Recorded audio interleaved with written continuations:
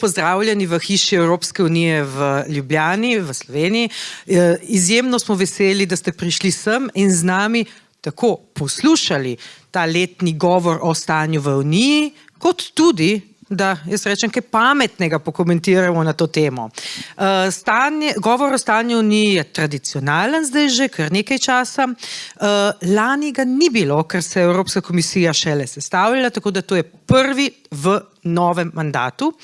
In opazili smo, da je bil kar dolg, tako da je predsednica kar nekaj povedala in mislim, da je veliko vsebine, o kateri bomo povedali, kar nekaj lahko. Glavno pa je tisto, za to našo evropsko boljšo prihodnost moramo stopiti skupaj in tudi vsi se angažirati za to. Tako da še enkrat hvala lepa vsem, da ste prišli. Najlepša hvala našim strokovnjakom, panelistom, da nam bodo malo bolj podrobno še povedali, v katero smer v prihodnosti gremo. Nataša, hvala. Doktorica Jerneja Juk-Jerše, najlepša hvala za uvodni pozdrav, spoštovane gospe in gospodje, dobrodošli v hiši EU, tudi naši strokovni komentatorji in komentatorke in vsi, ki nas spremljate prek spleta, lepo pozdravljeni. Pravkar smo torej slišali govor predsednice Evropske komisije o stanju v Evropi, trenutek, ko se nam zdi, da je Bruselj središče sveta vsaj za nekaj časa. To je bil, kot je omenila vodja predstavništva Evropske komisije v Sloveniji, prvi njen govor v drugem mandatu in zato ne prinaša zgolj pogleda, kaj je bilo doseženo, ampak tudi obljubo, kaj vse še nameravajo. Zdaj smo v zelo zanimivem obdobju, zavezništva se na novo pletejo, globalna politika se premika, EU pa išče ravnotežje med notranjimi izzivi in svojo vlogo v svetu. Zdaj naša naloga danes ni, da bi secirali prav vsako vejico v govoru. V vsakem primeru pa iščemo neke prve odzive, neposredne, vroče, mogoče v kakšnem delu tudi provokativne. In da ne bomo danes samo mi govorili o tem, ste seveda tudi vi vabljeni, da poveste svoje in sicer kaj iz govora se vas je najbolj dotaknilo, kaj se vam je zdelo pomembno za vašo skupnost, za podjetje, za lokalno okolje, kaj ste mogoče pogrešali, česa je bilo premalo, lahko dodate tudi svoje vprašanje za predsednico ali pa mogoče z eno besedo povzamete, kakšen se vam je zdel njen govor. Vprašalnik za to pa dobite preko QR kode. Tako, naš odziv danes smo razdelili na 3 sklope. En sklop geopolitika in varnost, potem konkurenčnost in trajnost ter mladi, socialna politika in vloga EU v lokalnem okolju. V vsakem bo na voljo nekaj osrednjih govornikov oziroma govornic, razprava je odprta za vse. Edina omejitev je 30 minut na posamezen sklop. Tako da hvala za razumevanje, za deljenje vaših misli, poglede in odzive, ki jih bomo slišali. Se pravi, slabih 5 minut čez 11, 30 minut imamo. Prvi sklop, geopolitika in varnost, z nami gospod Iztok Jarc, v.d. generalnega direktorja, Direktorat za evropske zadeve iz Ministrstva za zunanje in evropske zadeve prihaja. Dober dan. Dober dan. Potem je z nami tudi doktorica Sabina Lange, ona prihaja iz katedre za mednarodne odnose na Fakulteti za družbene vede, sicer je tudi direktorica mislišča Evropa misli. Dober dan tudi vam. Dobar dan. In pa dr. Matjaž Nahtigal, prav tako katedra za mednarodne odnose, Fakulteta za družbene vede. Hvala vsem za prisotnost in pripravljenost, da pokomentirate. Torej, predsednica komisije kakšno uro in 15 minut je razgrnila, kaj je bilo, kje smo in kam želimo iti. Recimo, enako vprašanje vsem vam, čist prvi odziv. Kaj se vas je dotaknilo, pri čem ste zastrigli z ušesi, česa je mogoče manjkalo? Izvolite najprej, dr. Nahtigal. Lepo pozdravljeni, hvala lepa za povabilo, hvala lepa za vprašanje, hvala hiši Evropske unije. za ta dogodek.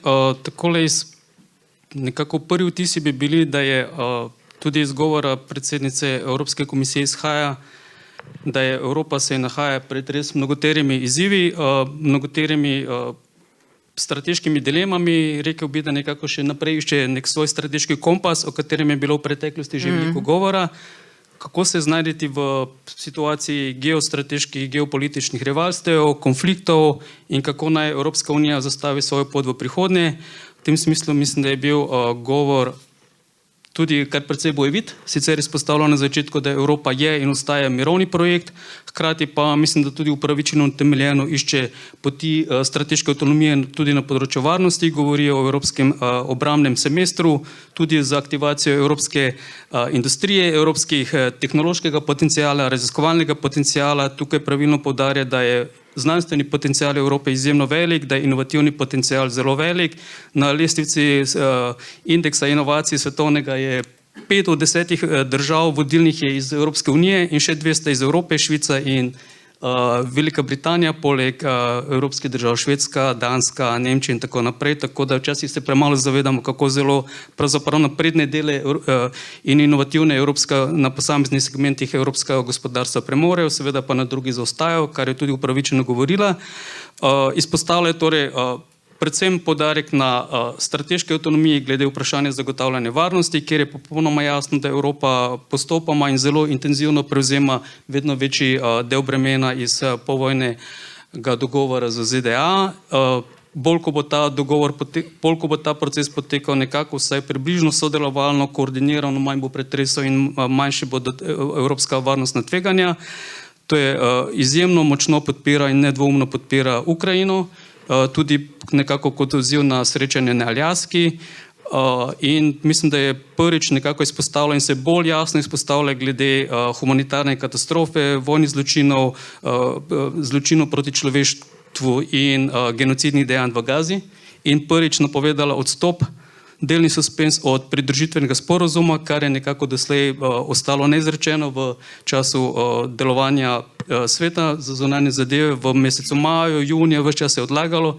Mislim, da se daj napoveduje prvič bolj smele korake, prvič govorilo o tem, da se instrumentalizacija lakote v namene, v vojaške namene. Mislim, da o tem vodilni evropski predstavniki še niso govorili, da se je situacija sistematično in sistemsko spremenila, poslabšala v zadnjih mesecih, pri čemer nekako je Kaja Kallas nekako dejala doslej vtis, da se bo poskušala nekako Evropa z diplomatskimi pritiski, z diplomatskimi akcijami poskušala nekako vzpostaviti nek bolj humanitarni pristop Izraela, in sedaj vidimo, da temu ni tako. Prvič govori tudi o ekstremističnih ministrih v izraelski vladi kot predsednica Evropske komisije. Mislim, da tega doslej še nismo srečali. Tako da na tem iz tega vidika kaže nekako na evropski spremenjen kontekst delovanja na širšem področju, ostaja nekako bolj skladno tudi z ideali, zavezami Evropske unije mednarodnemu pravu.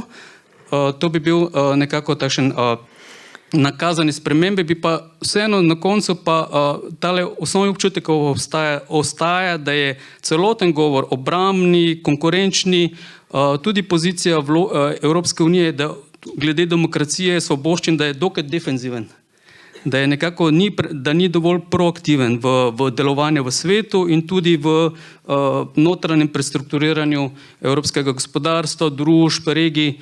Mislim, da je tukaj evropski demokratski ščit, evropski obrambni ščit in tako naprej, ohranjanje delovnih mest namesto ustvarjanja novih kakovostnih delovnih mest po vsej Evropi, po zagon lokalnih skupnosti, podeželja in tako naprej. Mislim, da je tukaj ostaja dost nekako ujeta v tole paradigmo evropskega diskurza, ki ga nekako narekujete Draghi in Letta. To je evropski tehnokratski diskurs, ki deluje v imenu velikih evropskih korporacij, velikega kapitala in veliko manj pravzaprav za evropske lokalne skupnosti, majhna podjetja, start-upe. O tem je nekaj govora, vendar pa mislim, da bolj podrejeno velikim evropskim temle kapitalskim interesom. In pa še zadnja stvar, če lahko samo še zadnja stvar, ki pa je definitivno zmanjkala v govoru in mislim, da je kar velika strateška napaka, pa je evropska zavezanost multilateralizmu.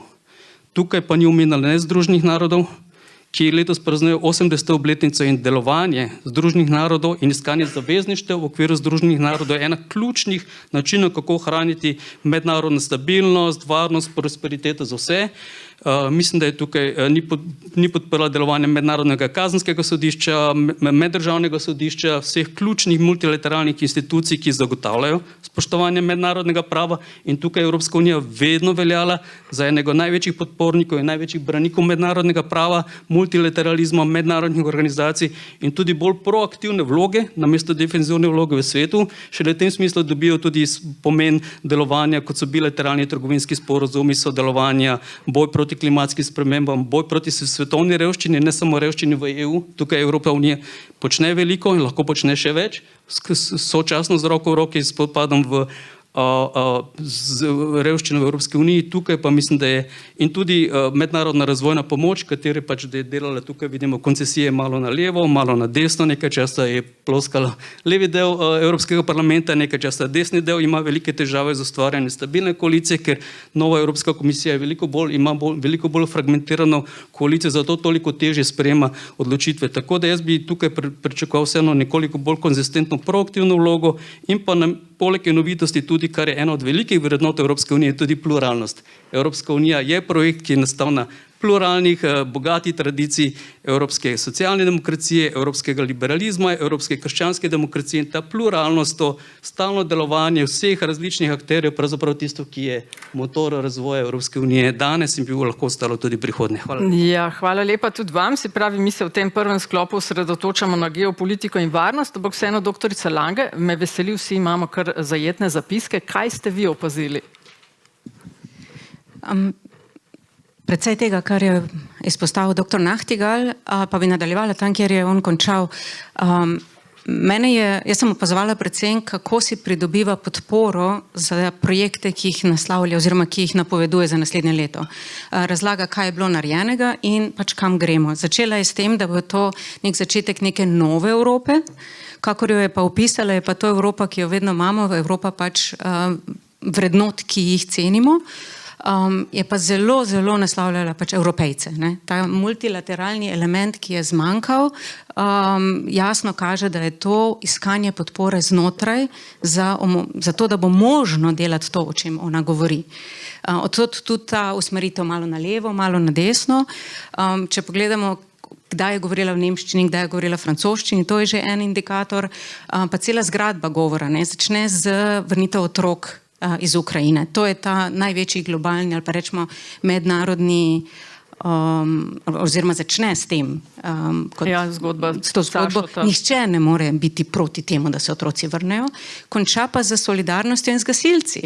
Tudi z domače politične scene vemo, nihče ne more biti proti gasilcem. Skratka, en res lep lok, vmes med tem pa pač ta nova Evropa, ki pa je tudi Evropa za zdravo hrano, Evropa z avtomobili, evropskimi avtomobili, ki morajo biti električni, ekonomični in evropski, pa tudi Evropa, ki je trajnostna.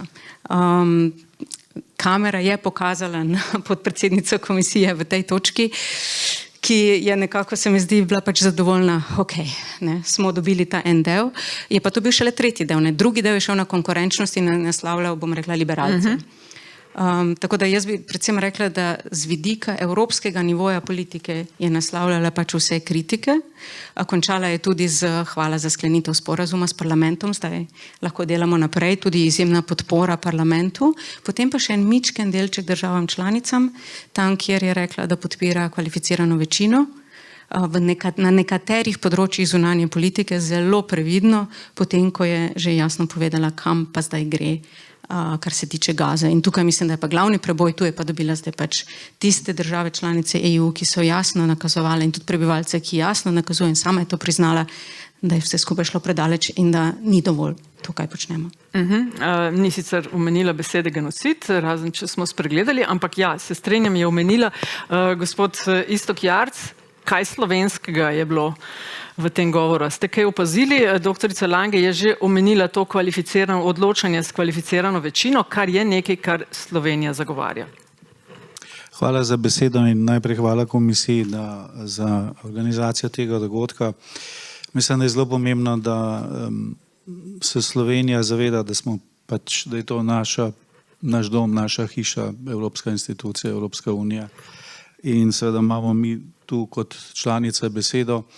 Če me vprašate, kaj je bilo slovenskega v tem govoru, jaz mislim, da veliko, da smo se v mnogo čem prepoznali, v mnogo čem smo bili tudi mogoče na nek način pionirji, če izrabim to besedo.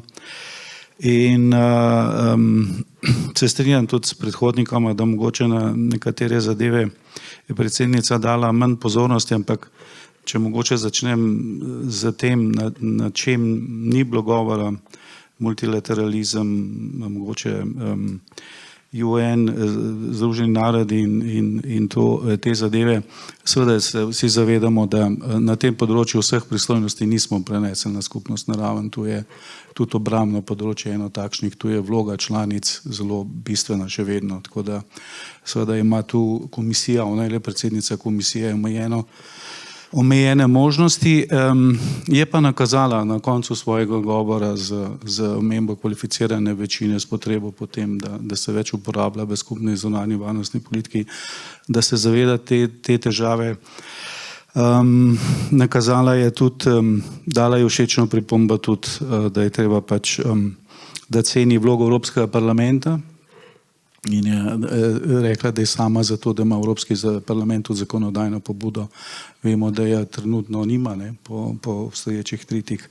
Kar se tiče multilaterale, dejansko je res, da se omenila je, zanimivo kako, omenila je spremenjeno mednarodno sceno, zaostreno politika moči in vsega drugega. In seveda je rekla, da se tu mora Evropa znajti tudi na način, da krepi bilateralne odnose. Tu je branila trgovinski sporazum z Združenimi državami Amerike, omenila je nove sporazume, omenila je strateške partnerstva in tako naprej. Je pa omenila tudi pri trgovini in pri tem je branila multilateralni sistem, je branila tudi potrebo po ohranitvi multilateralnega sistema na trgovini, omenjala je predvsej zdravstvene sisteme in tako naprej. Tako se pravi, tu je, jaz mislim, da je bila njena pozicija jasna. In ni je treba braniti, ampak seveda, ko recimo govorimo o krizah in ko govorimo o reševanju evropskega pogleda na najbolj pomembne krize, trenutno na ukrajinsko recimo, je stališče Evropske unije popolnoma jasno. Ta kriza se lahko reši samo na osnovi ustanovne listine OZN in tako da mislim, da so tu voditelji evropski, vključno z njo bili vsa ta leta popolnoma jasni. Zdaj, kaj je tisto slovenskega mogoče bilo, narekovajih slovenskega v tem govoru, kar se v Ukrajine tiče, je dr. Langa že povedala, samit za vračanje otrok je eno od zadev, ker je tudi Slovenija in konec koncev Melania Trump, mislim, v tem smislu, če lahko rečem, spomnimo se pisma njenega predsedniku Putinu, mislim, da je na nek način igrala neko vlogo. Semester za obrambo, isto pomembna zgodba. Kar se premika pri Ukrajini, mislim, da je mogoče razprava glede zamrznega ruskega premoženja. Tu je ena pomembna pravna razprava, ki nas čaka, zelo bistvena, gre za zelo težke zadeve, ampak komisija, predsednica je tu se enkrat bolj postavila na aktivno stran, tako da tu je ena pomembna razprava, ki nas čaka. Zelo pomembna naslednja zgodba je širitev, geopolitično, Ukrajina, Zahodni Balkan, za nas oboje je pomembno, seveda ne pozabimo Moldova. Glede Gaze je že dr. Lange in predhodnika omenila, mislim, da je to ogromno zadev, ki jih je Slovenija promovirala mesece in mesece v Bruslu. Tu mogoče je komisija malo tudi brani svoje stališče, ampak pobuda je na strani komisije. Evropske članice, mislim, države članice ne moramo razpravljati o nečem, če komisija ne da predloga. Komisija je dala en predlog, zdaj je napovedala druge. Napovedala je nekaj, kar lahko sama dela, napovedala je 2 nova predloga, več novih predlogov, tako da to je zelo pomembno.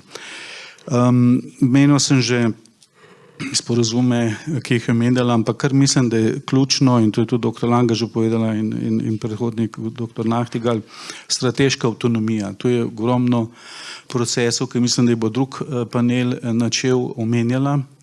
zelo pomembnih.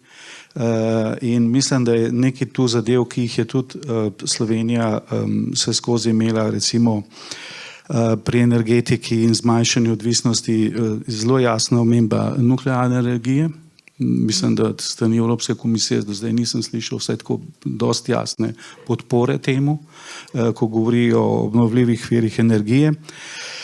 Zanimiv poudarek je bil na Made in Europe, če ste slišali, tako na industriji kot na kmetijstvu. Ja, tako, ko gre za javno naročanje, tako, ko gre za kampanje, to je zelo pomembno. Zelo pomembno, če se spomnite, je govorila o evropskem avtomobilu, malem, dostopnem evropskem avtomobilu. Zelo zanimivo, zelo pomembna Me zanima, ja, stvar. kakšne misli bojo na to temo imeli v drugem panelu. Ja? Se strinjam. Ja. Ena od naslednjih pomembnih stvari, ki mislim, da bo verjetno tretji panel zajel, je pa seveda vse te krize zelo vplivajo na potrošnika, na državljana, na človeka. In to je menjalo ogromno stvari z novimi iniciativami, od se pravi možnosti dostopa do stanovanj, do seveda visokih cen. Tako da tu je naredila neke nove predloge, tako da bo zanimivo videti, v katero smer bo to šlo, in mislim, da je prav napovedal je tudi summit vrh o stanovanjski problematiki, zelo pomembno tudi seveda za vse nas. Na koncu, če končam, da nam predolg, ker je Slovenija zelo izpostavljena, kar je na koncu omenjala hub za gasilce, civilno zaščito, vse zadeve, ki seveda postajajo pomembne, kadar si v krizi, kadar si v težavah. Slovenija je bila nekaj let nazaj s poplavami in z požari, letos je bil Mediteran spet, to je ena od pomembnih tem, in tu je Evropska komisija naredila velik korak naprej. In dejansko ima tu neko pobudo, tako da to je sem za pozdrav. Na Cipru je rekla, da bo sedež ni Slovenija bila kaj v igri. Ja, vozlišče gasilsko, ja, kar je odlična stvar. Še eno istočnico vam dam, pa gremo potem na vprašanje občinstva, in sicer, kar je meni padlo v ušesa. Ona je pol ure približno v svojem govoru, ki je bil bruto dolg 1:15 minut, namenila prav varnosti. Da je treba prevzeti nadzor, da se moramo nehati prepirati, in ali nam je jasno, da je potrebna akcija, če želimo, da bo Evropa player, da moramo biti enotni. Hkrati je dejala, da ja, NATO je pomemben, se mi zdi, da klele pa je zdaj malo premika, ne več toliko zanašanja na NATO, kolikor mora Evropa nekaj narediti, vsaj kakor je ona govorila, na tem področju, da moramo poskrbeti zase za večjo neodvisnost v tem pogledu. Kaj vi menite? Popolnoma strinjam s temi zapaženji, ugotovitvami, poudarki. Mislim, da so bili to ključni poudarki. Evropska obrambna unija, doslej smo govorili mogoče v preteklih govorih, Evropska zdravstvena unija, Evropska energetska unija. Nedvomno se Evropa integrira ne samo kot gospodarstvo, ampak tudi kot evropske družbe, evropske države na nacionalni ravni na zelo hiter način, ne glede na to, da vidimo tudi razpoloženje v Evropskem parlamentu med različnimi grupacijami različni vtisi, ali prijeti tudi na kvalificirano večino ali ne, v tem trenutku je tudi kar, ne, glede na zelo veliko pluralnost, mislim, da bo to še nekaj časa trajalo. Sam sem bil že udeleženec Evropske konvencije o prihodnosti pred 20 leti in več, ko smo o tem govorili v okviru Evropske ustave, in vidimo, da je to proces, nedvomno je pospešen proces, na obrambnem področju se izjemno hitro in zelo veliko dogaja, od prve Trumpove administracije, potem nekako mogoče malo zanašanja na Bidenovo administracijo, da bo nekako se ohranilo čezatlantsko partnerstvo sedaj. Mislim, da je v evropskem establishmentu, vključno z Evropsko komisijo, jasno prevladalo stališče, da Evropska unija v celoti in evropske države, ne glede na pristojnosti, ki so v državah, se morajo veliko bolj postaviti na svoje noge, in to počnejo zelo pospešeno. In tudi evropske obrambne sile niso tako slabe, ne slabo opremljene, ne tako slabo ekipirani kot ključne evropske države, Nemčija, Francija, tudi Velika Britanija sodeluje, Poljska in tako naprej.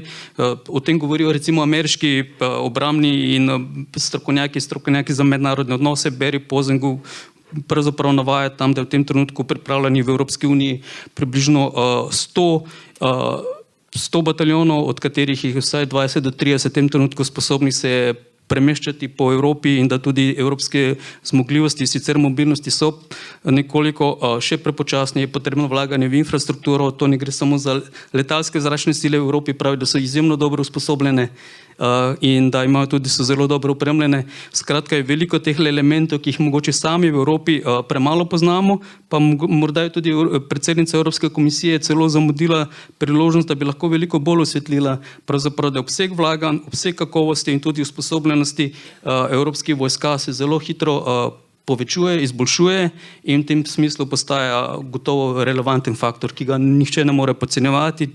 Podcenjeval je Putin situacijo 3 leta in pol nazaj, sedaj je v 3 leta in pol v katastrofalni vojni v Ukrajini s katastrofalnimi izidi za vse, najbolj za Ukrajino, pa tudi za Rusijo, tudi za Evropo in za vse ostale, česar niso predvideli. Skratka, Evropsko unijo se velikokrat podcenjuje.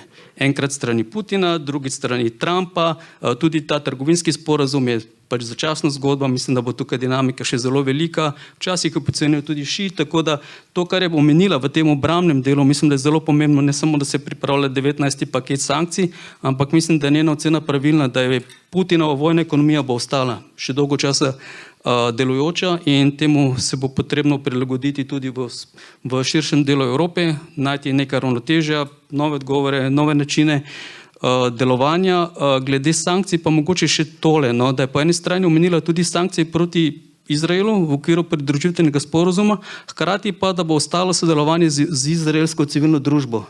In mogoče pa to en segment, ki ga pa malo pogrešam, ker tudi v Rusiji je nekoč obstajala dosti aktivna demokratična civilna družba, protivojna razpoložena in sedaj je popolnoma prepuščena Putinovemu železnemu prijemu pregonu in tako naprej. In tukaj Evropska unija nima kakšne ideje, kako bi mogoče malo zabila klin med progresivno evropsko družbo, ne zato, da bi bila servilna ali podrejena Evropi ali zahodnemu kapitalu, ampak da bi vseeno dala neko demokratični ton in pluralni razvoj, bolj parlamentarni tudi v Rusiji. Skratka, Evropa še išče bolj sofisticirane mehanizme in zadnji mehanizem, ki je tudi preveč obramben, po mojem je tudi v bistvu mok do tega srečanja v Pekingu in razkazovanja moči Pekinga. Mislim, da bi lahko tudi tukaj Evropska unija hkrati s krepitvijo svojih obrambnih moči tudi pozvala k globalnim poskusom detanta, ker ga nujno potrebujemo, sicer bodo konflikti se poglabljali. Ja, doktorica Lange, kaj pa vi menite o tem obrambnem pumpanju Evrope? Ali pa vsaj najavi tega, da moramo nekaj narediti na tem področju več kot v preteklosti?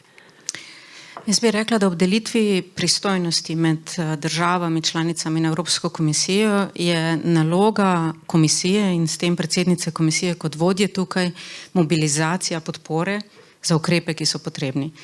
In z tega vidika mislim, da je bil njen prikaz tega, kaj vse je bilo že do sedaj narejeno, pač korekten, dramaturgija v stilu, kako so vsi govorili, da ni možno, nič ni možno v Evropi narediti, pa vendar nam vedno uspe, mogoče malo bolj počasi, ampak nam uspe, se mi je zdela zelo na mestu.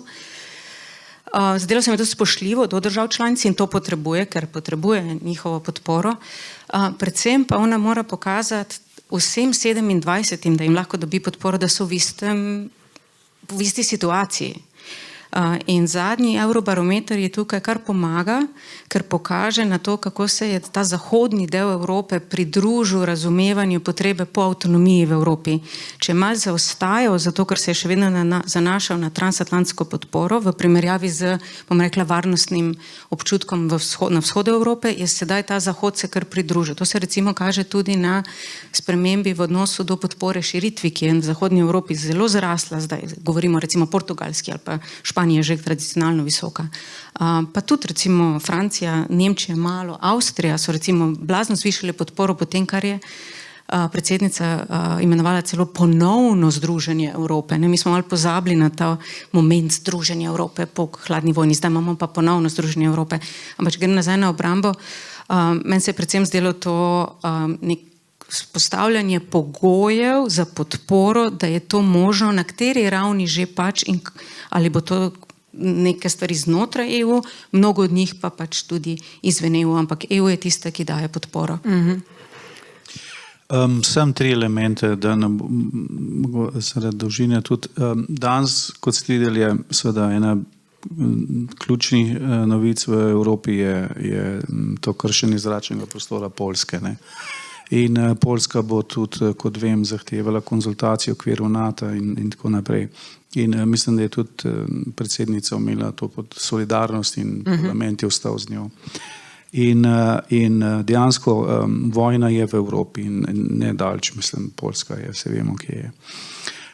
Druga zadeva, kar se tiče pristojnosti komisije EU, je bilo že vse rečeno. Ne glede na to je bilo v zadnjem letu pa pol, dveh, poleg podpore v Ukrajini ogromno narejeno glede okrepitve obrambnih zmogljivosti tu. In komisija je naredila ključno s tem, ko je dala možnost, ona govori o 800 milijardah, ampak dejansko je to fiskalni prostor z spremenjenimi pravili fiskalnimi in z najemom kreditov za zadolževanje Evropske unije na finančnih trgih za 150 milijard za to uredbo SAFE, ne, ki je bila včeraj razdeljena med tiste države, ki so jo želele.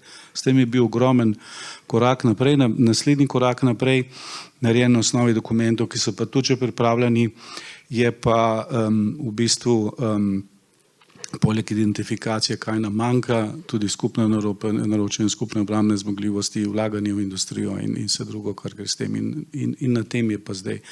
In kar bojo voditelji oktobra obravnavali, je ta semester za obrambo po zgledu ekonomskega, finančnega in to je tisto res na najvišjem nivoju politično sodelovanje tudi na tem področju in zadeve se glede tega res zelo hitro premikajo.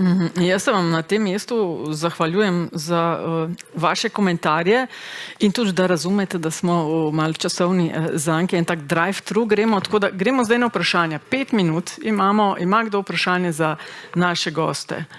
Sicer jim dam jaz še iztočnico, pa gremo potem na drug panel. Prosim, če se lahko predstavite, pa poveste, za koga imate vprašanje. Saša Miklič, verjetno za vse me zanima, glede je bil omenjen Center za demokratično odpornost. A se to že kaj ve več o tem, ker recimo imamo velik problem s propagandnim delovanjem, zdaj dejansko je tudi omenjeno imperialnih držav, ne, da to leta 2025 je ta beseda očitno normalizira nazaj, ker včasih to je že malo zginilo iz našega besednjaka, tako da kaj se misli narediti na tem področju, ker je zelo pomembno, ker vidimo probleme tudi v nacionalnih medijih s tem področjem. Hvala lepa za to iztočnico, bi bila moja, če ne bi vi dvignili roko.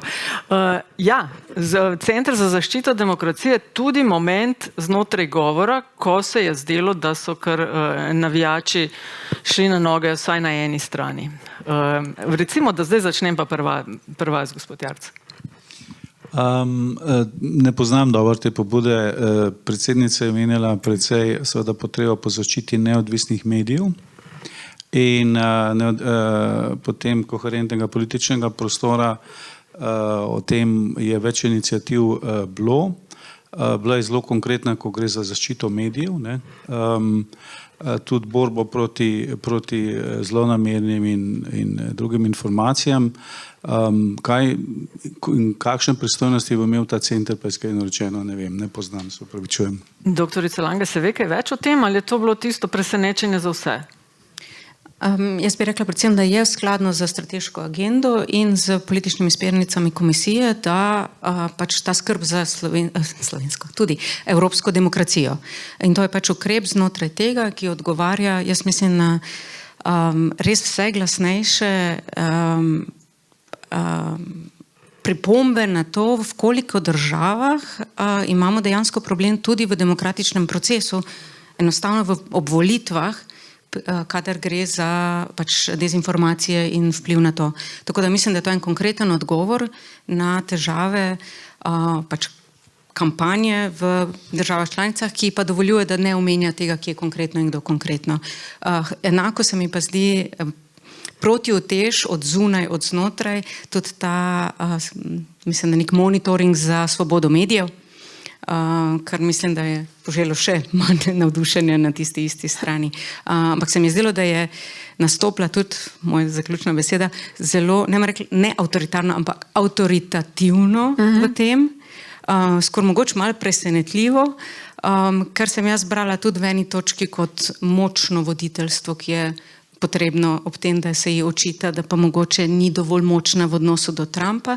Do Trumpa si prijazen, uslužen, do te mere, kolikor gre, ampak navznoter moraš pa pokazati tudi neko jasno linijo. Tako sem jaz to videla v tem trenutku. ja, Pa hvala. hotela videti. No. Dr. Nahtegl, vaša je zadnja. Ali potrebujemo Evropski center za zaščito demokracije, kar je najavila predsednica komisije? Ja, jaz sem malo zadržan do te ideje. Mislim, da je zelo pomembna podpora svobodnim, neodvisnim medijem, vladavini prava na vseh ravneh delovanja Evropske skupnosti. Mislim, da to velja tudi za države članice, ki zagotovo ne bodo prišle skozi bližnjico do članstva v Evropske uniji samo zaradi klica po Združeni Evropi, če ne bodo izboljšali delovanje vladavine prava, svobodnih medijev, svobodne civilne družbe, svobodnih institucij, znižali stopnjo korupcije, ki je okoli 100. mesta in tako naprej. Tukaj bližnjic ne bo. Prav tako ne bo bližnjic do ruskih energentov. Mislim, da je to bilo zelo jasno. Če kdo o tem tudi Slovenija razmišlja, mislim, da razmišlja strateško napačno in se bo potrebno prilagoditi na evropske obnovljive vire.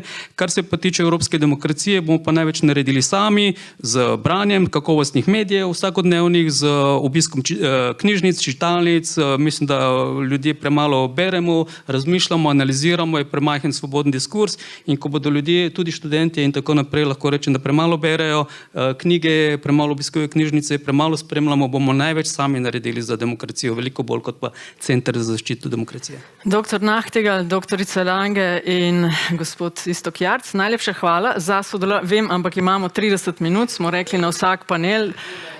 Aha. Kakšna oseba predstavlja državo Slovenijo, namesto da bi reševala 300 Gospod, metrov ceste, gospod, tukaj smo. javne ceste 300 metrov ne more reševati, tam bo pa Nataša Pirc Musar reševala. Ja, hvala lepa za vašo intervencijo. Gospodje, hvala in gremo naprej. Ne imate, ampak 30 minut smo rekli. Sem se vključil, nisem prišel do besede. Evropsko komisijo pa pozivam za kmetijstvo pa za pravosodje, da se v roku 15 dneh zglasijo na naslov Valenčak Slavka, resnič 54. Hvala lepa. Hvala lepa tudi vam. Hvala lepa. Gremo na naslednji sklop.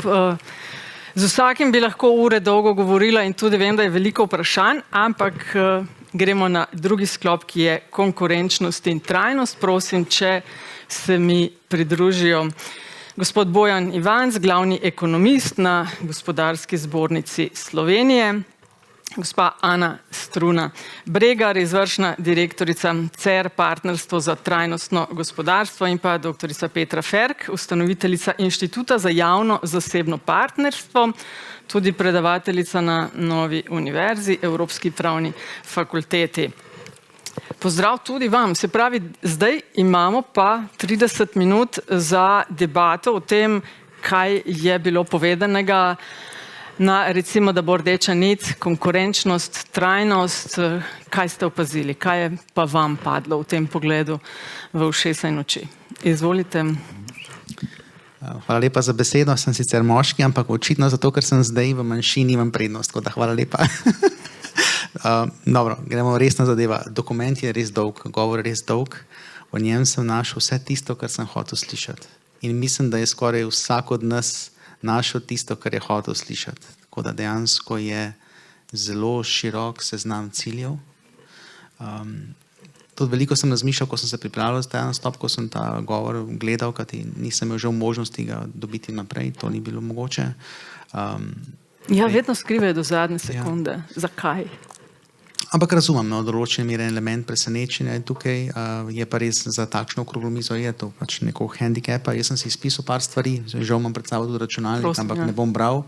Kar sem si jaz recimo bi res izpostavil je, pa mimo gredeno za tistega, ki bo gledal, poleg tega dokumenta govora je še 6-stranski dokument, nek povzetek, letter of intent se imenuje, kjer dejansko so zadeve malo bolj strukturirane, oziroma po domače povedano prebavljive. In tam recimo sem se izpisal, no, kaj je ključno konkretno na nivoju konkurenčnosti ona izpostavila, sicer enotni trg, enako recimo ugotavlja, da enotni trg pri blagu še nekako deluje, kajti vemo, nimamo carin znotraj EU-ja, na nivoju storitev pa vemo, da so številne ovire. Primer pa panogah, kot so finance, telekomunikacije, energetika, še vedno vidimo, da zadeve znotraj Evrope niso povezane. Niso povezane tudi, morate vedeti, zaradi interesov v državah, kajti ko se mi notranji trg na nivoju EU bolj povežemo, morate vedeti, da načeloma to pomeni prednost za večje igralce. Tako da z vidika konteksta Slovenije na nivoju Evrope lahko pričakujemo večjo pito, koliko recimo ta segment realiziramo, na drugi strani pa seveda to tudi pomeni, da bomo zelo verjetno mi oziroma naše družbe v bolj podrejenem položaju, kot so danes. Tako da z tega vidika, kar je dobro na nivoju EU, ni vedno dobro za vsako državo članico. Tega se moramo zavedati. Druga stvar, ki mi je bila res tako zelo pomembna, tudi zelo pozitivna, je paket Izberi Evropo za raziskovalce, kjer je bilo predvidenih pol milijarde evrov za to, da pritegnemo, pri čemer mimo grede v propagandnem gradivu je bilo izpostavljena mehiška znanstvenica in jaz upam, da je imela komisarka predvsem v mislih znanstvenike na ameriških univerzah konec koncev, kjer bi jaz rekel, da glede zaradi kulturnega boja, mogoče je kdo zainteresiran, da pride zaradi tega v Evropo, tukaj imamo res dobro raziskovalno infrastrukturo, hkrati pa predsednica zelo dobro ugotavlja, da imamo težave, ni problem, veste, na nivoju znanja, pa R&D na nivoju Evrope. Bolj je problem, kako to monetizirati, kako to realizirati na trgu in dejstvo je to res, če mi nimamo enotnega trga, sploh pri storitvah, zelo verjetno iščejo ta naša uspešna podjetja drugi velik trg, ki ima mimogrede tudi enoten jezik, ne samo, da je velik in da so dost manjše ovire, čeprav tudi ZDA ima zvezne države, kjer v bistvu tudi te IT giganti morajo seveda paziti na rahle spremembe v zakonodaji, ki niso povsod enake.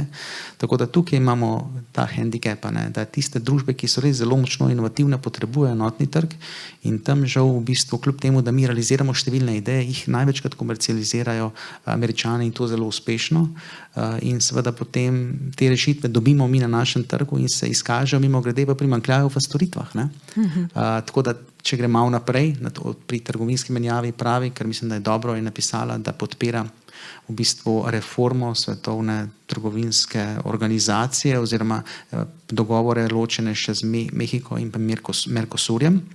Mi pa rad izpostavil, da ko sem že omenil na začetku, to, da želiš biti vsem všečen, če si tako zelo greš poglobljeno gledati, določene stvari so v nekem konfliktu. Primer, mi vsi vemo, kje ima Evropska unija težave pri novih trgovinskih sporazumih z novimi državami. Predvsem primarni sektor je tisti, ki je zelo zaskrbljen, kaj konkretno prinaša dostop, recimo konkretno Brazilije, pa teh držav do našega evropskega trga. Pač kmetijski sektor je za Evropo zelo pomemben in vsi vemo v bistvu, kam gre zelo velik del proračuna Evropske unije, ki je že tako zelo majhen, gre ravno za te namene. Mimo grede pri kmetijskih izdelkih celo ima Evropa, kot jaz vem, celo rahel presežek pri blagovni menjavi. Tako da to je tako občutljiva tema, ki je ni tako enostavno rešiti. Po domače povedano, vi imate lahko glavnino gospodarstva, ki ima zelo velik interes, da Evropa čim prej podpiše sporazum, pa boste imeli še vedno neke interesne skupine v državah, kjer je pač kmetijski sektor zelo močan, ki bo nasprotoval temu. Bodimo pošteni, države, ki so manj razvite, pa želijo rasti na proizvodih, pač kjer imajo zelo velike količine in iščejo nove trge in to je včasih pač nek konflikt. Tako da mogoče bi sam še zaključil še zadnjim poudarkom, ki bi rekel, zelo veliko je namenila tudi v okviru varnosti vprašanju avtonomije oziroma v bistvu želji, da nismo tako močno odvisni seveda od dobavitev, pri tem je seveda v mislih imela Kitajsko, celo jo tudi omenila in tukaj vse te želje Evropske unije oziroma spodbude, da bi del te verige prenesli v Evropo, sicer se realizira, ampak res zelo počasi. Bodimo pošteni, še vedno glavnino pol izdelkov v industriji uvozimo iz Azije ali pa tudi iz Kitajske, tako da te procesi bodo res zelo dolgoročni, pa vsi vemo, da tudi predvsem Evropska unija lahko nudi neke pozitivne spodbude. Mogoče pri energetiki samo kot eno zanimivost, države imajo različen energetski miks in že v preteklosti so bile velike pobude za interkonektor, recimo Berski polotok s Francijo, pa države med seboj niso bile zainteresirane. Zakaj? Če ima ena država nizke cene, zakaj bi imela interkonektor, da bi zvažala poceni energijo v drugo?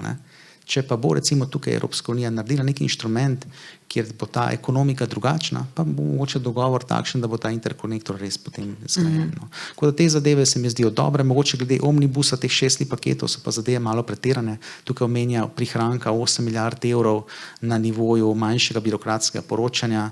Tako bom rekel, sicer naslavlja nekaj težav SMI-ov, torej MSP-jev, ampak še vedno bi rekel, da ni zdaj to takega pomembnega pomena, kot mogoče je bilo to izraženo v govoru. No. Hvala za... Ja. Se res opravičujem, če si bo malo hvala za enkrat. Ana Struna Bregar, Evropska unija je bila vsaj prejšnja leta, ali pa prejšnje sklope in mandate zelo, bom rekla, ambiciozna, ko je šlo za zeleno, zdaj pa se mi zdi, ali pa sem jaz to mogoče opazila v govoru, da pa je veliko o tem, da moramo biti konkurenčni. Kaj piše v vaših zapiskih? Najlepša hvala za povabilo. Ja, priča smo, da je geopolitika ta fokus malo zamaknjena.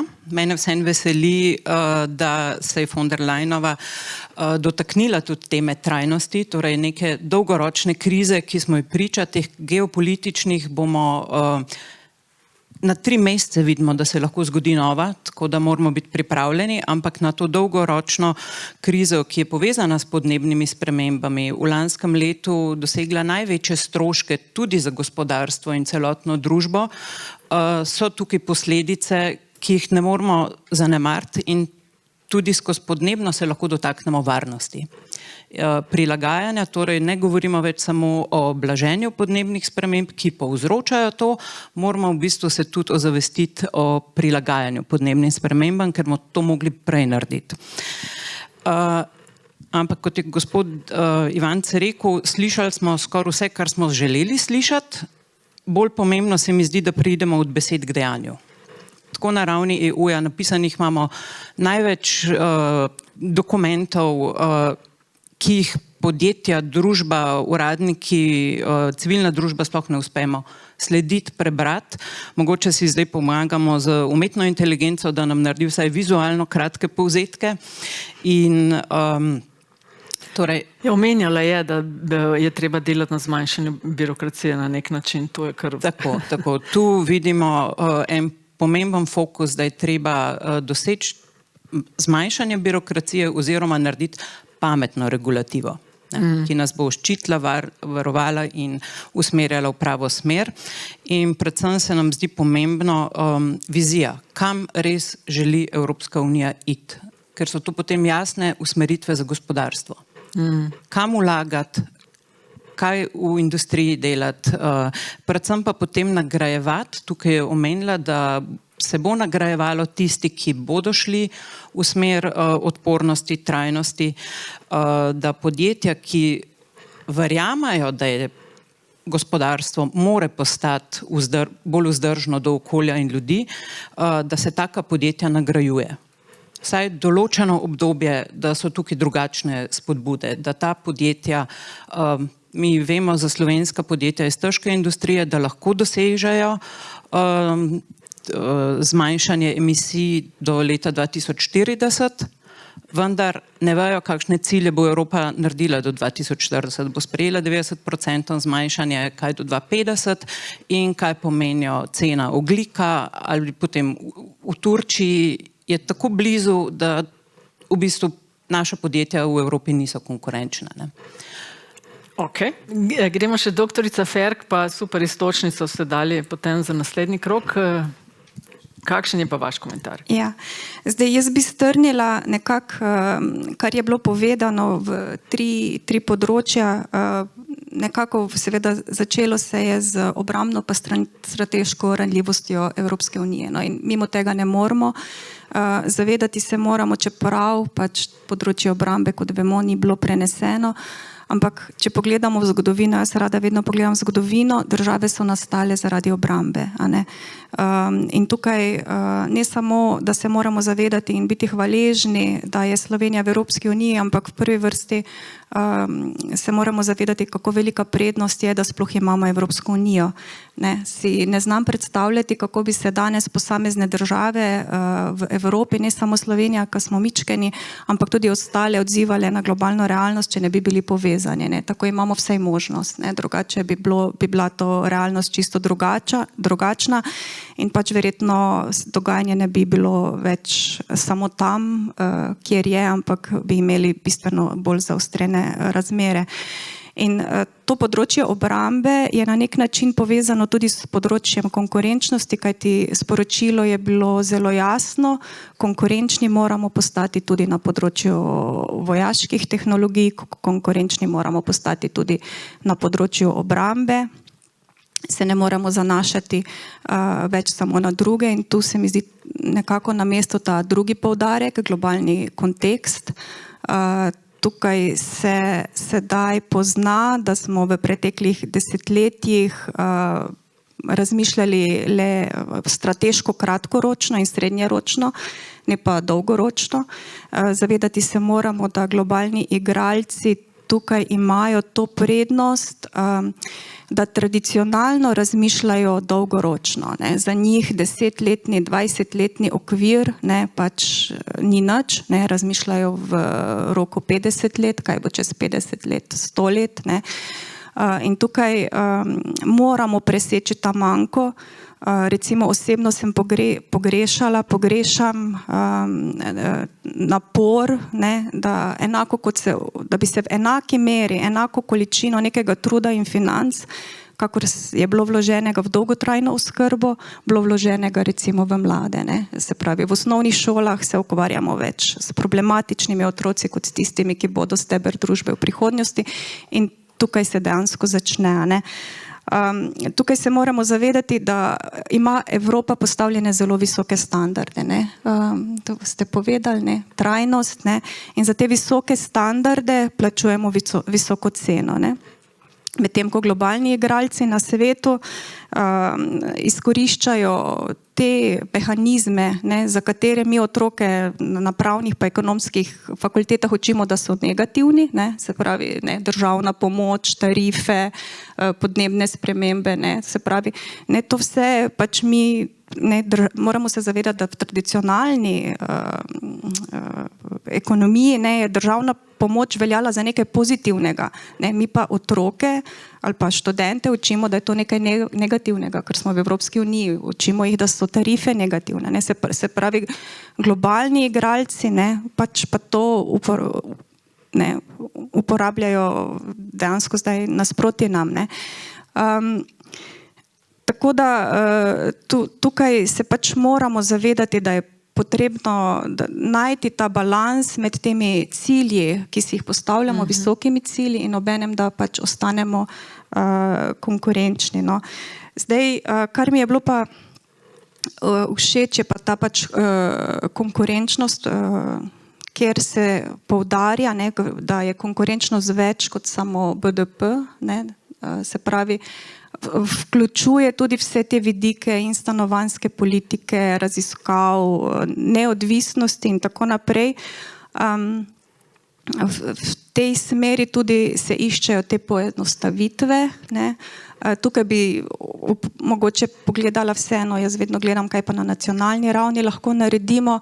Jaz velikokrat sodelujem v kakih compliance completeness assessmentih. Če mi je področje posebej všeč, da ga želim podrobneje poznati in to je pač tisti, ki ste to kadarkoli delali, veste, da je to mukotrpno delo. Gledaš direktivo, stavek po stavek in iščeš, kje, v katerem nacionalnem zakonu, uredbi, se pravi, boš ta stavek našel. In v bistvu vidim pri nas veliko tega gold platinga, ki v bistvu dejansko izraz poznamo verjetno samo nekateri, ampak še lepše ga opiše ta mislim, Slovenci rečemo si bolj papeški od papeža, no tako. In tega imamo, Slovenci smo mojstri tega. In mene včasih kar srce boli, ko dejansko berem in ko se govori o poenostavitvah na nacionalni ravni, vsekakor lahko začnemo pri tem, da nismo bolj papeški od papeža, ko prenašamo direktive. Tako bomo že na nacionalni ravni naredili zelo veliko in potem vse te debate, ali hektar ali 10 hektarjev ne bodo pač potrebne. Veliko smo videli teh nekih poskusov v preteklih letih, pa celo je bila prenesena bolj strogo nekatera področja, pa potem čez leto dni, ko smo gotovili, da pa ne moremo izvajati, da nimamo resursov, smo pa šli nazaj. Tako da tukaj, recimo mogoče, da lahko tukaj začnemo. Prav. Ima kdo kakšno vprašanje za paneliste, da nam ne zmanjka, preden dam naslednjo iztočnico? Prav, potem jo pa dam, ker se mi je zdela zelo zanimiv poudarek v njenem govoru. In sicer predvsej je bilo, ko govorimo o konkurenčnosti, trajnosti, na temo izdelano v Evropi. Make Europe great again, na nek način, kar je še posebej omenila, vlagati v majhna vozila, dostopna, izdelana v Evropi. A imamo kakšen, a želite, izvolite? Ja, še imamo, ok.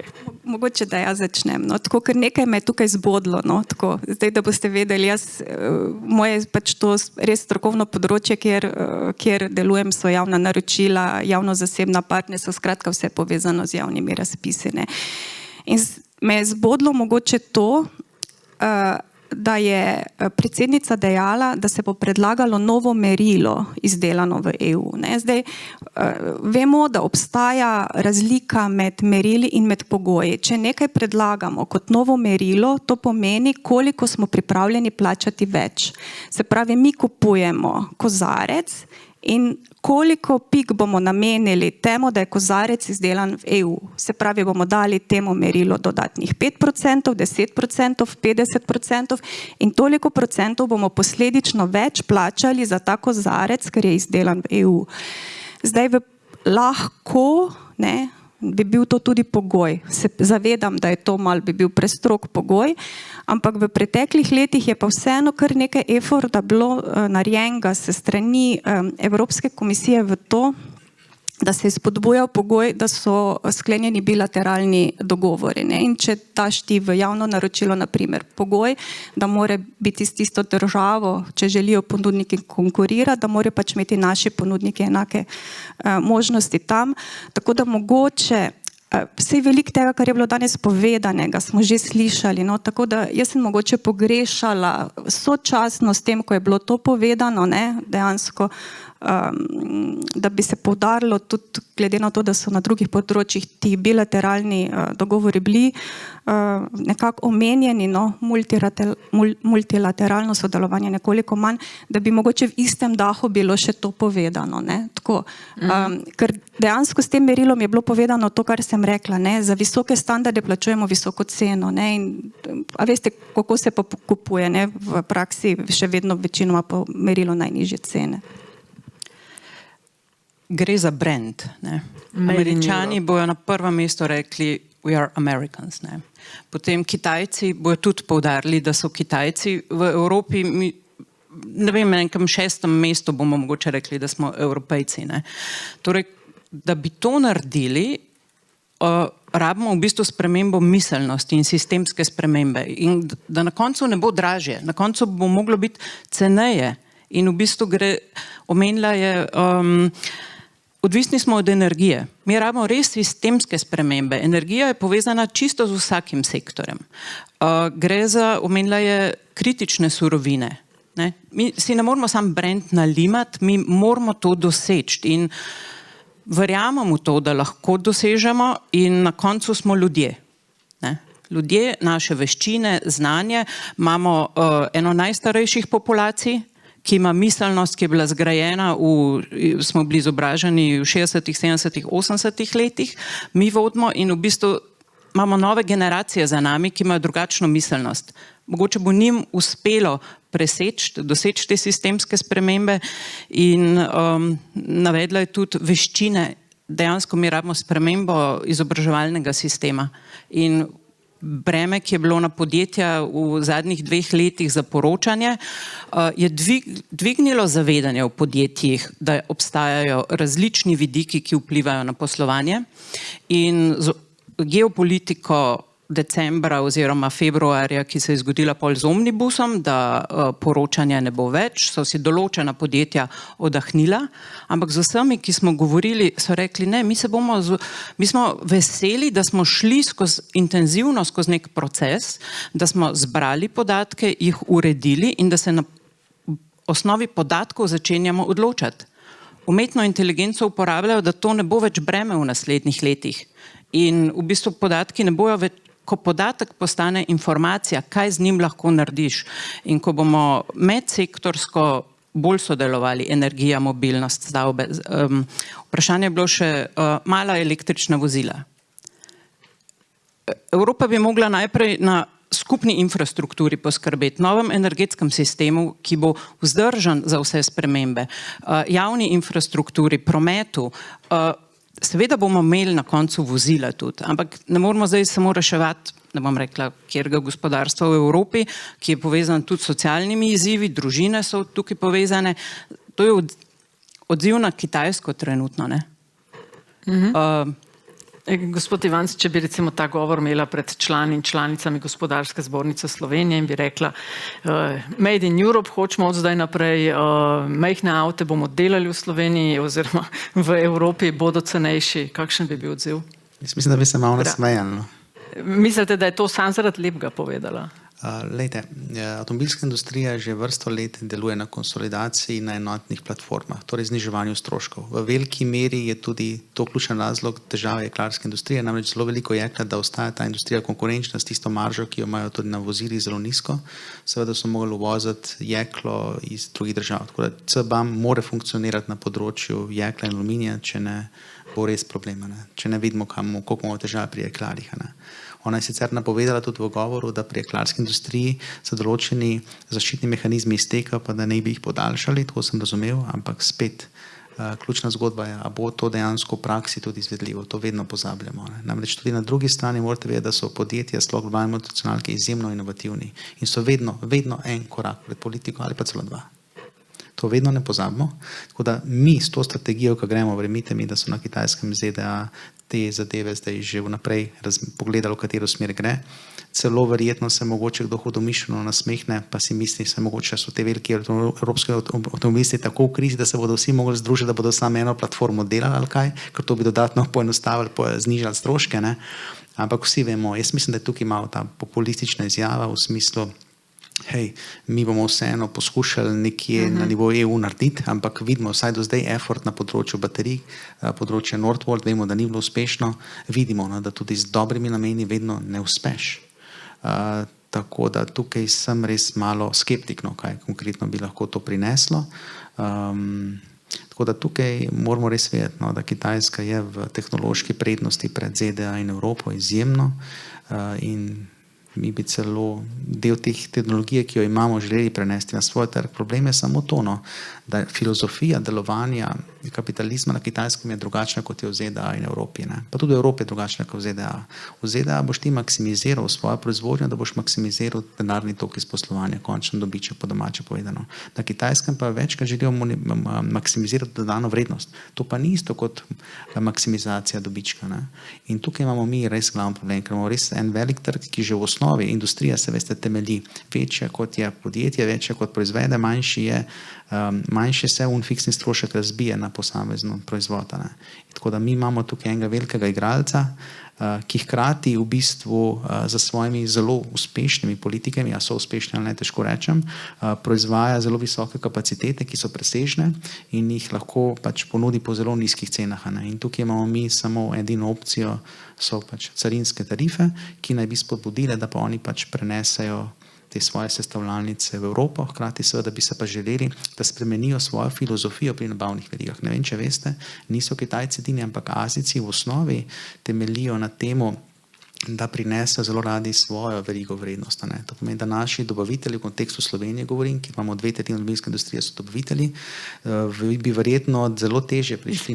Tako da tukaj mi rabimo neke mehanizme, ki bodo prisilile te podjetja k spremembi filozofije, veste. Ker če ne je to tako, kot da pridejo oni za svojimi navadami, pa reče, vi boste delali 24/7, tako kot mi delamo doma. Je pač ne gre, ne. Tukaj so naša pravila in jih boste spoštovali, če ne, pač tukaj ne boste. In enako, ko ste vi omenili v javnih naročilih, jaz te zadeve zelo spremljam med Kitajsko pa Evropo in tam dejansko strategija Made in China 2025 določa recimo, da imajo oni pri svojih, kako bi rekel, izdelkih na področju medicinskih aparatov 200% samozadostnost s kitajskimi proizvodi. In to dejansko točno pomeni vsebinsko gledano oviro za naše proizvajalce, ki so tam zelo konkurenčni. Veste, kaj so naredili? Naredili so to, da so v bistvu določene polproizvode, ki se uporabljajo za proizvodnjo medicinskih aparatov, ki jih potrebujemo za proizvodnjo medicinskih aparatov, so nekako dvignili, kako bi rekel, finančne obremenitve oziroma omejili so dostop do teh polproizvodov, ki so zelo pomembni za našo industrijo medicinskih aparatov. Ne. Tako da v ozadju je res kar veliko rivalstva, ki vedno ne pride v medije, ampak dejansko to je naša neka realnost. Ne, in na kratek rok ni rešitve, no, kljub najboljšim namenom. No. Hvala lepa. Je zdaj kakšno vprašanje za te tri goste? Ne, sicer pa gospod Bojan Ivans, Ana Struna Bregar in doktorica Petra Ferk, najlepša hvala za vaše misli v zvezi s tem. Vem, hitro je vse skupaj, ampak res toliko bolj dragoceno slišati, kaj vi menite. Hvala lepa. In gremo na tretji in zadnji del, tema mladi, socialna politika in vloga EU v lokalnem okolju. Naši gosti je pa Eva Kotnik, predsednica Mladinskega sveta Slovenije, Oleg Rogoza, Center za evropsko prihodnost, predstavnik ukrajinske skupnosti, Barbara Leder, mestna svetnica, članica mreže EU Local Councillors, direktorica javnega štipendijskega, razvojnega, invalidskega in preživninskega sklada Republike Slovenije in gospa Mojca Erjavec, mestna svetnica, prav tako članica mreže EU Local Councillors in strokovnjakinja za zadeve EU.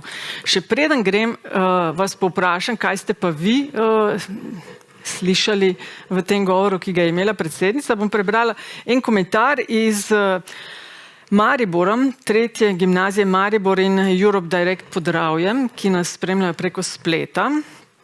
In gospa Manca Ravnika Romih je zapisala, mladi ob spremljanju SOTEV, se pravi o stanju v Evropski uniji, poudarjajo, da jim EU pomeni svobodo, priložnosti in zaščito pravic, hkrati pa izražajo skrb, da bi vojne in politični spori lahko sredstva preusmerili v obrambo, namesto v izobraževanje in prihodnost mladih. Opozarjajo, da je mir največji dosežek EU, a solidarnost med državami v krizah pogosto oslabi. Od EU pričakujejo več konkretnih dejanj ter resnično vključevanje mladih v oblikovanje prihodnosti. Pa recimo, da začnemo zdaj na tistem koncu. Gospa Erjavec, kaj je padlo v oči? Lep pozdrav vsem, ki nas spremljate, lep pozdrav vsem gostom tukaj v dvorani. Jaz sem zelo vesela, da je predstavništvo danes ob tem pomembnem dnevu povabilo tudi dve občinski svetnici, ki so članici mreže Evropske komisije lokalnih svetnikov. In to je pravzaprav prvič v prejšnjem mandatu, no, da je predsednica von der Leyen naredila ta korak do lokalnega okolja in omogočila to mrežo. In jaz mislim, da je to že eden, če ne drugače, pa vse na simbolni ravni pokazatelj tega, da se zaveda, da lokalno okolje šteje in da je Evropska unija vredna toliko, kolikor jo cenijo tisti, za katere je pravzaprav narejena, in to so ljudje.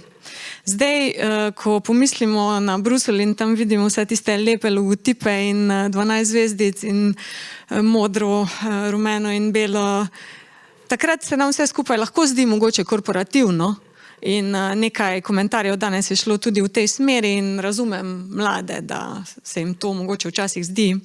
Jaz pa bi spomnila na to, da je najbolj uspešen program Evropske unije še vedno Erasmus+, ki je okrepljen in ki bo še bolj okrepljen v prihodnjem obdobju.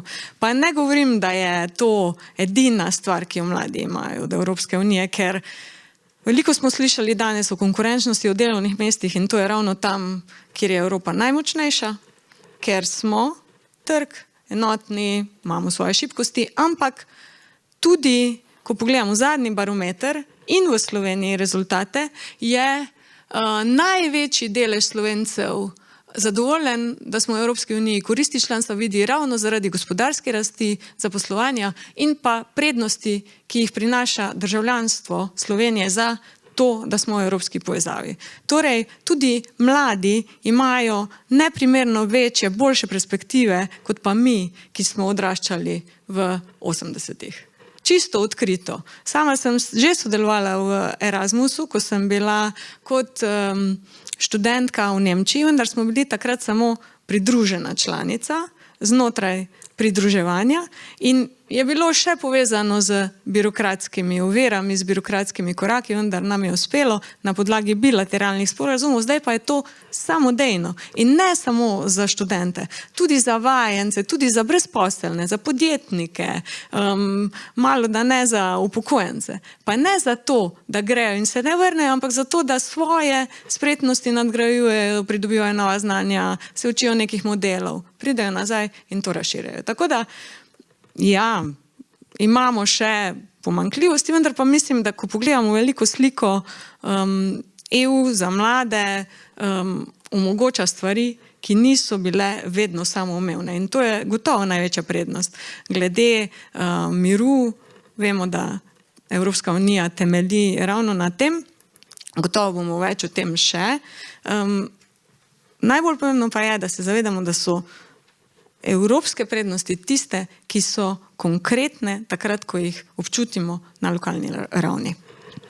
Predvidevam, gospa Leder, da se boste s tem strinjali. Absolutno. Verjamem, da ni med nami dobenega, ki se s tem ne bi strinjal. Mogoče še z mojega vidika, najprej seveda zahvala vam vsem, ki nas spremljate, ki ste spremljali govor, da dajete svoje odzive. Jaz sem pa vseeno malček pogrešala, da bi bili mladi bolj direktno nagovorjeni. Na evropski ravni v konkretnem govoru ali pa na lokalni ravni. Se mi zdi, da ne znamo iz njih potegniti neke vključenosti, angažiranosti in tu pol pride ta svoboda, ki je bila danes večkrat omenjena. Ne samo svoboda, da sodelujejo, da so povabljeni, pa da jih tisto, kar jim damo besedo, dejansko slišimo. Pa da so svobodni tudi pri tem pred dezinformacijami. To je zelo, zelo velika svoboda, ki jo pa moramo šele uveljaviti. In jaz mislim, da je to res ta sistemska naloga Evropske unije, na kateri bo treba še ogromno delati, pa vsak pri nas tudi pogledati, kaj lahko za to naredi, ne samo prelagati na Evropsko unijo, pa Evropski parlament, ampak pogledati tudi na tej mikrolokalni ravni, kaj lahko naredimo. Pa jaz verjamem, kako je bilo omenjeno, ko skupaj stopimo, zmoremo marsikaj. Gospod Rogoza, ste vi kaj pogrešali? Je bilo česa preveč po vašem mnenju? Ravno prav. Hvala lepa za povabilo. Ste mi ravno ukradli nekako vodno besedo. Tudi jaz bi se absolutno strinjal, da mi je manjkalo, da nismo bili mladi nagovorjeni direktno. In če popeljem nekako pogovor nazaj v vprašanje obrambe, se mi zdi, da posledica tega, da se z mladimi direktno o tem vprašanju ne pogovarja, to, da mladi ne vidijo jasno svoje vloge pri vprašanju obrambe. Ravno sem se vrnil kakšen teden nazaj iz Blejskega strateškega foruma, kjer smo imeli prav cikl pogovorov z mladimi in ena od njih je bil zastavljen z vprašanjem, ali smo mladi pripravljeni se boriti za demokracijo. In videti je bilo, da kot prvo ni razumevanja med mladimi, kaj dejansko obramba, mogoče predstavim to v kontekst pogovora o EU, obramba Evropske unije sploh pomeni.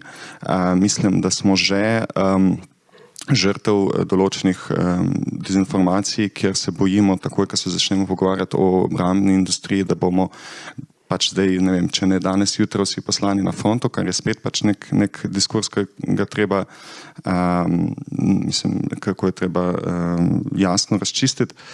Po drugi strani pa je bilo zelo jasno sporočilo mladih, da vprašanje, ali smo pripravljeni boriti za demokracijo oziroma za Evropsko unijo, je direktno povezano z vprašanjem, za kakšno Evropsko unijo smo pripravljeni boriti. Zato, ker tudi tisti, ki smo vključeni v Evropo, v politično dogajanje na vseh ravneh, pravzaprav vsakodnevno se soočamo ne z globalnimi, ampak zelo banalnimi problemi, kot stanovanjska kriza in iskanje dostojne zaposlitve.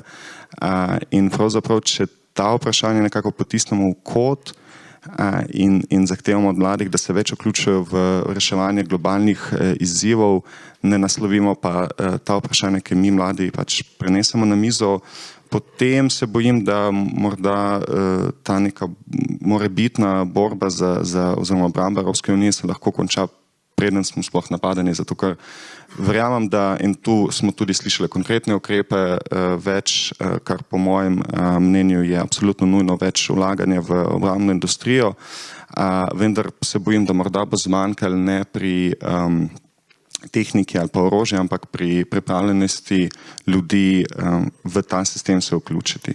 Tako da, se strinjam, več pogovora, iskrenega pogovora o vlogi mladih v prihodnosti Evrope tudi na področju obrambe. Hvala. Hvala vam za enkrat, gospa Eva Kotnik, torej predsednica Mladinskega sveta Slovenije. Delite mogoče mnenje vaših predhodnikov in predhodnic, da je bilo mladim mogoče premalo pozornosti. Po eni strani poslušati, ampak ne toliko, kaj bi pa želeli narediti. Ne vem. Ja, gotovo. Zdaj mogoče, če sam začnem že s tem, da malo sem pol na hitro pogledala, ker zdaj so pa že govor objavili. In sem na hitro pogledala, zdaj, če sem slučajno jaz med govorom zgrešila kako informacijo, kdaj so mladi bili omenjeni. In sem gotovila, da nisem. V bistvu so bili mladi omenjeni samo v 2 primerih, oziroma samo enkrat, če smo čisto natančni, neposredno, in sicer, da si mladi pozneje ustvarjajo družino v povezavi na stanovanjsko problematiko. In pa še enkrat v bistvu kot študentje in dijaki z vidika tega, da pač ne morejo plačevati najemnine, da opuščajo šolanje kot posledico, ker pač, v bistvu ta vidik. In meni se zdi to skrajno neprimerno, predvsem z tega vidika, ker če pogledamo smernice, ki si jih je zadala Evropska komisija za ta mandat, so bile dosti bolj optimistične, dosti bolj ambiciozne na področju participacije mladih, glede na področju delanja aktivnosti za mlade, z mladimi. Če začnemo že samo z dialogi komisarjev z mladimi, vsi komisarji bi naj v prvem letu mandata, oziroma v prvih 100 dneh svojega mandata so upravljali pač dialoge z mladimi, zdaj morajo na tem delati vsako leto. Potem predsednica je v bistvu nekako napovedala svoj posvetovalni odbor, na katerem se tudi v bistvu nekaj dela, ni pa še bil sklican pravzaprav kot tak. Pa še kakšna druga stvar bi bila za naštet. Tako da se dela, vemo, da se neke stvari dogajajo na področju mladih, me pa žalosti to, da te stvari potem v takih ključnih trenutkih, kot je govor o stanju v Evropski uniji, mladi nekako izvisimo in nismo omenjeni. In ravno to, kar je moj predhodnik povedal, tudi jaz sem bila deležna te debate na Blejskem forumu in pomembno se mi zdi, da ko bomo enkrat ugotovili, da ko jim začeli vabiti mlade za mizo, da smo tam, da sooblikujemo v bistvu politike, ki nas zadevajo, in če si nalijemo čistega vina, se v bistvu na nek način vse politike zadevajo mladih kot neke družbe prihodnosti. Šele takrat bodo mladi, ko se bodo čutili del demokracije, bodo bolj verjeli v njo in se bodo potem, zdaj malo karikiram, pripravljeni za njo boriti skozi diplomacijo, predvsem to mi zagovarjamo na Mladinskem svetu Slovenije, in predvsem tudi ko bomo ne samo v bistvu dali sedež mladim za mizo, ampak tudi delali na tem, da jih opolnomočimo za to, da tudi sami povejo svoje stališča in jih tudi glasno zagovarjajo. Moč ta 2 vidika. Dobra poanta. Gospa Rjavec, nekaj ste želeli dodati. Mikrofon, če lahko prosim enega, Jana. Ravno kolegica pred mano je omenila, da vse politike zadevajo mlade in mogoče tudi, če predsednica danes ni tolikokrat omenila besede mladi, pa je omenila področja, kjer bo komisija aktivna, torej je napovedala, ki zadevajo tudi mlade, in sicer lahko omenim socialni sklad za podjetja. To bo za podjetja, da se bodo lažje prilagodila na razogljičenje, torej na prehod na nove vire energije, na čistejše vire, kjer so seveda zaposleni. Tu gre za družbene posledice in ne za industrijsko delovanje. To so ukrepi, ki so usmerjeni na družbo, torej tudi družine in tako naprej. To je eno. Drugo, potem akt o kakovostnih delovnih mestih je napovedala, torej tu gre za prekvalificiranje, za vlaganje v spretnosti, razvoj spretnosti digitalno in tako naprej. In še 2 zelo pomembni stvari. Strategija za boj proti revščini je rekla, do 2050 naj noben otrok ne bi odraščal več v revščini. v Evropski uniji in pa okrepljeno jamstvo za otroke. Svežnji o cenovni dostopnosti smo že rekli, energije, življenjski stroški je rekla, da se bo vlagalo in pa seveda stanovanja, to je pa ena posebno področje, kjer pa mislim, da si zasluži kar svojo debato. Če mi dovolite, bomo o tem tudi malo več mogoče kasneje. Ja, definitivno si res zajetne teme, tako da se opravičujem, ker gremo tako hitro čez njih, ampak smo želeli res akomodirati čim več in področji in vas strokovnjakov in strokovnjakni. Ima kdo za njih kakšno vprašanje?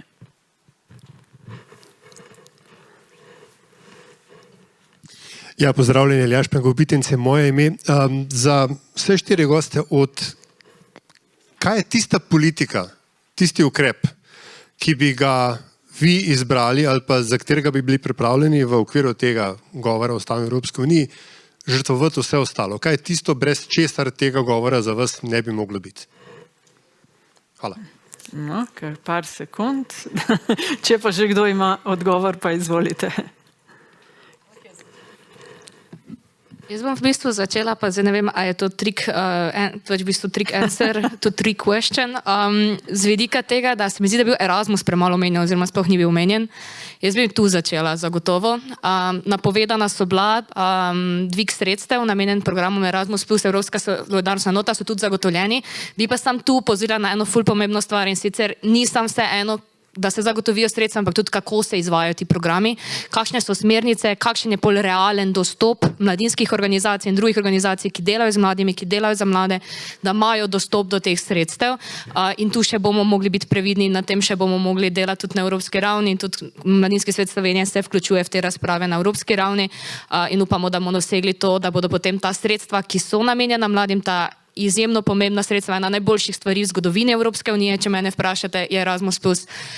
Moramo delati na tem, pa da tudi res pridejo do mladih in imajo ta učinek, ki si ga želimo. Močno. Ja, prosim, ja. Samo mikrofon, da slišijo še preko spleta. Ja. Hvala lepa. Mislim, da ne bi se odzvala na to. Mogoče mladi niso bili dovolj omenjeni, komunikacijska strategija, ampak če jaz gledam stališča komisije, julija smo predstavili načrt za nov večletni finančni okvir, za 7-letni proračun. Erasmus je dobil plus 50%. Spravi, ne plus 1, plus 2, plus 50, plus 50. Zato je za nas na komisiji tisto, mi smo povedali, kako pomembni so mladi, zdaj je pa tisto na svetu, na parlamentu, da se te zadeve operacionalizirajo in da bo zadeva res šla čez. Mogoče zato ni bilo toliko omenjeno, če tukaj pridem na obrambo Evropske komisije. Priznam pa, da bi bilo pa fajn slišati še enkrat na glas ponoviti. Sam, če bi mogoče omenila Erasmus plus 50%, pa bi bilo, zakaj pa niste omenili kmeticev, zakaj pa niste omenili kohezije, zakaj pa niste omenili to, mogoče to je bil odgovor za to. Ampak mladi so definitivno v centru. Hvala za intervencijo. Mislim, da gospa Leder, da ste vi želeli nekaj dodati? Ja, priložnost, kar sem tudi jaz izkoristila v okviru enih fondov Erasmusa, pa sem bila nekaj mesecev na Danskem, davnega leta, mislim, da je bilo to 2008. Te možnosti so fantastične. In ja, začne se že v osnovni šoli, ene pobude so celo za vrtce že bile realizirane. To je fantastično. Mladi čim več res poročilo izkoriste tega, pejte ven, ampak pridite nazaj. Pridite nazaj, ne sam v Slovenijo, da spet napeljem na lokalno okolje, rabijo vas vaše družine, vabi vas vaša občina in ja, pripravljeni smo iti z roko v roki na marsikateri od teh ravneh z vami, vam nuditi podporo. Obstajajo tudi razne nevladne organizacije, ki se ukvarjajo s podporo pri odhajanju, ne vem, kratkotrajnih, dolgotrajnih študijskih izmenjav, pa ne bom zdaj posebej dobene izpostavljala. No, vse zadnje je pa tudi tle naš javni štipendijski razvojni invalidski in preživninski sklad, da se malo na to temo obrnem, kam imamo določene spodbude. Ja, še vedno so zelo razdrobljene informacije. moramo delati mi vsi na tem, da jih znamo skonsolidirati, pa mladim tudi primerno posredovati. In ja, tle je pa tudi moja naloga kot direktorica javnega štipendijskega sklada, da znam to skomunicirati dalje. Želite še vidva kaj dodati v odgovoru na vprašanje? Prosim, ja, gospod Javec. Najlepša hvala. Jaz zdaj ne vem, če bi čisto izključila ostale, ampak zelo prelomno se mi zdi res to delovanje komisije na področju stanovanj. In to je komisija tudi zelo utemeljila, ker vemo, da tukaj lahko posegamo potem na področje konkurence, državnih pomoči in tako naprej, ker gre za sektor gospodarstva. Je pa dobro utemeljeno, a ne, s tem, da je tudi še enkrat poudarila, da je 20% rast cen nepremičnin v zadnjih 10 letih in 17% upad izdaje gradbenih dovoljenj. Sicer lahko špekuliramo o vzrokih, ampak torej neki pogoji za evropsko pobudo so izpolnjeni in zaradi tega je komisija tudi posegla, je začela zelo, bom rekla, najprej seveda najava komisarja in tako naprej, zdaj še ne vemo točno, kaj bo, ne, poteka posvetovanje, se pa govori torej nekaj v smeri večje dostopnosti na področju kreditov, potem energetska sanacija, torej boljša trajnostnost in kakovostna gradnja in pa tudi nekje vlaganje torej v dostopna stanovanja za te poklice, ki jih je omenila. Je rekla, naše medicinske sestre, gasilci, učitelji si več ne morejo privoščiti bivanja v Evropi, v naših mestih. In ali je to tisto, za kar smo si prizadevali, za kar so si naši ustanovni očetje prizadevali po drugi svetovni vojni? Jaz mislim, da ne. Sveda je tu opomba, kako bomo znali ta sredstva razporejati na državni ravni, če vemo, kje je tukaj Slovenija v evropskem merilu. Namreč slabo črpamo.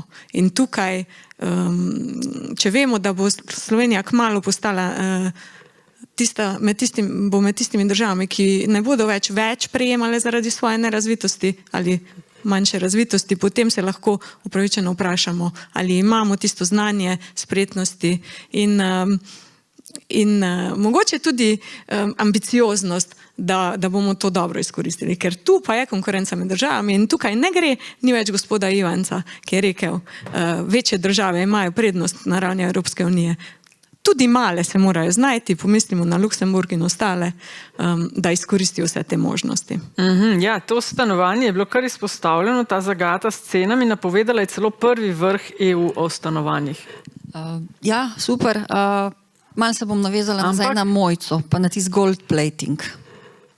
Ja, tle ima Slovenija izjemne priložnosti za zadeve poenostavi in pa vse takele spodbude, ki bodo prišle z EU-ja, bomo lažje tudi pri nas spravili v življenje, brez nepotrebne ali pa odvečne birokracije in časa, ki jemljajo tudi inštitucijam dragocene resurse. Hvala. Še kakšno vprašanje? Prosim, samo mikrofon, prosim. Ja, hvala lepa.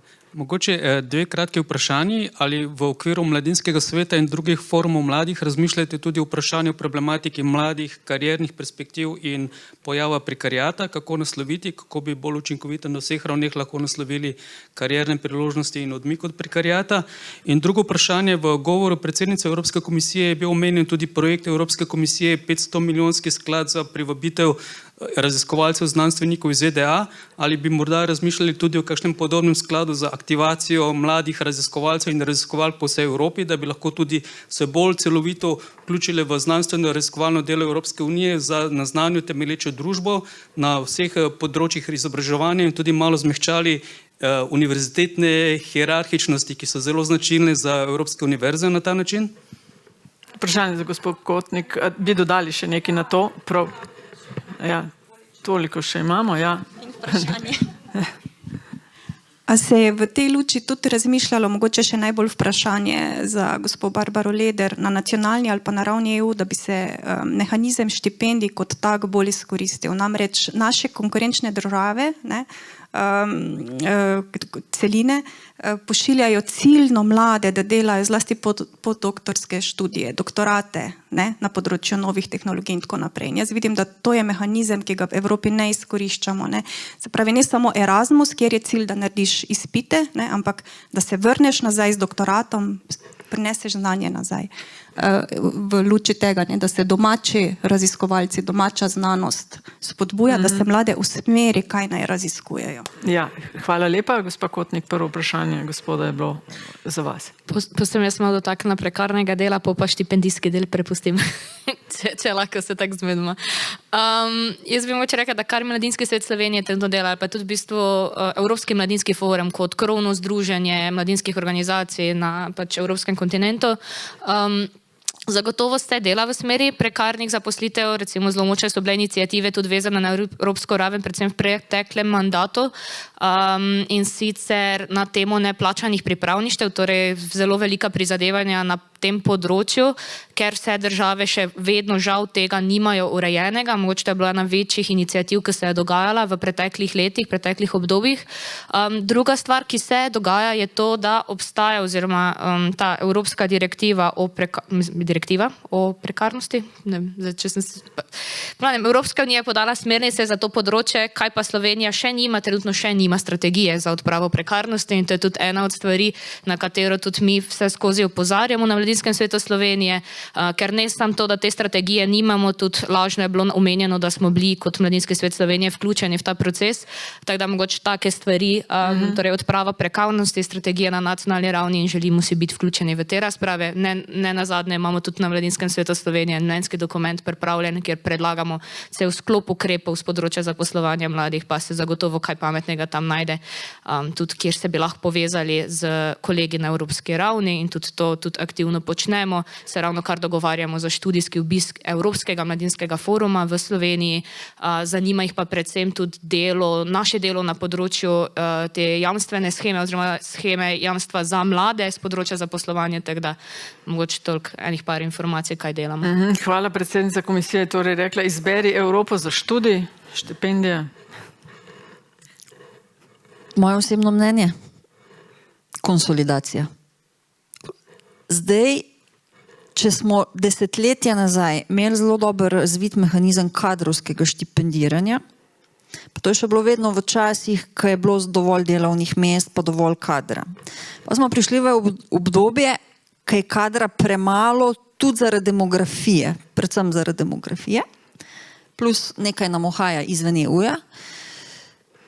In zdaj vsak delodajalec, ne glede, pa rečemo javni, zasebni sektor, pa že znotraj javnega sektorja razpisujemo štipendije zelo, zelo segmentirano, vsak vleče na svoj mlin, vsak ima svoje pravne podlage. Jaz bi delala na konsolidaciji. Hvala lepa, in zdaj vam pa sam istočnico vam še dala za zaključek, ker moramo postaviti piko. Hvala vsem preko spleta, ki ste nas spremljali in tudi prispevali svoje mnenje o govoru. Istočnica bo pa naslednja, namreč veliko je bilo govora o demokraciji, o pomenu medijev in tudi o družbenih omrežjih. Da ja, neoviran dostop, ampak hkrati algoritmi, paziti, kaj otroci in mlajši gor dobijo, gor vidijo. In je rekla, da bo ustanovila panel, kako naprej. Kaj bi ji vi svetovali, če bi bili v tem panelu? Glede družbenih omrežij, prisotnosti, predvidevam, da komod pridejo vsem noter tudi mobilni telefoni v šolah. Če smem začeti, bi rekel, da nekako ne podcenjevati tistih, ki želijo s takimi orodjemi spodkopavati našo demokracijo, a hkrati se zavedati, da kakršnakoli rešitev, ki bo sprejeta s strani mladih, mora biti narejena z mladimi skupaj. Tako da absolutno bi svetoval, da na ta panel oziroma v te delovne skupine se pač v največji meri povabijo mlade, zato ker če želimo, da dejansko te pravila oziroma karkoli se bo izpostavilo, da to deluje, moramo mi mladi se imeti občutek, da smo pač bili poslušani pri kreaciji teh orodij. Se mi zdi super poudarek glede ne nas podcenjevati. Gospa Kotnik. Ja, jaz bi se zelo strinjala s tem, kar je moj predhodnik povedal. Mogoče bi sam podarila eno stvar, kar tudi na MSS ful zagovarjamo, in to je, da moramo mlade opolnomočiti. Mi moramo delati na tem, da bodo tudi mladi opolnomočeni, tudi z področja kritičnega mišljenja, da se bodo znajdli v tem svetu dezinformacij, da bodo znali kritično presoditi, kaj je res, kaj ni res. Tako da, pa ne samo mladi, v bistvu cela populacija. Mislim, da nam generalno gledano manjka tega nekega opolnomočenja, da bi pač ljudje znali kritično razmišljati in da bi se verjetno tudi kakšna stvar drugače odvila, kot se je v preteklih letih, če tega ne bi bilo. Mislim, če bi bilo drugače. In pa seveda zelo podpiram misel, da nič o mladih brez mladih, pa naj bo to stanovanjska politika, naj bo panel o neodvisnosti medijev, kjerkoli. Mladi moramo biti zraven, mladi si zaslužimo svoj sedež. Hvala, gospod Leder. Če bi bili v tem panelu? Najraje ne bi bila. Ok, prav, gremo, gospa Rjavec. Če bi pa vi, ali bi tudi izbrali raje opcijo ne? Ne. Ne. Če te ni, pol te ni. Moje prizadevanja in moje predlogi bi šli ravno na nasprotno smer. Če nas ni, potem, kot je bilo že omenjeno, prostor zasedajo drugi. Prisotni moramo biti med ljudmi, prisotni moramo biti tudi tam, kjer nam je včasih neprijetno, prisotni moramo biti tako, da smo opazni, tudi če to pomeni, da stopimo v kakšne čudne čevlje, ki nam niso ravno, ki nas mogoče malo žulijo, mogoče stopimo izven svoje cone obdobja, se moramo navaditi, komunicirati tako in tam, kjer ljudje so. In to na takšen način, da bomo še vedno zanimivi. Tu pa je tista uganka za $1 milijon ali pa €1 milijon, ki jo vsak rešuje po svoje. Hvala, ja. Ste razumete, da je bila malo provokacija, ne? Ker ta problem, ne bom zraven se pojavila od mikronivoja naprej, ali se pogovarjamo o tem, da bomo sodelovali v krajevnih skupnostih, lokalni samoupravi, v nevladni organizaciji. Najlažje se je buniti, kak nič drugi ne naredijo, da bi šlo v pravo smer. Ja, sami moramo zraven stopiti, ne? Hvala lepa tudi vsem vam, spoštovani gostje in gostje, za sodelovanje v tem sklopu in skupno spremljanje tega govora o stanju v Evropski uniji. V naslednjih dneh bo še veliko prostora in časa za podrobnejše analize. Hvala lepa, hvala tudi za vprašanja. Srečno.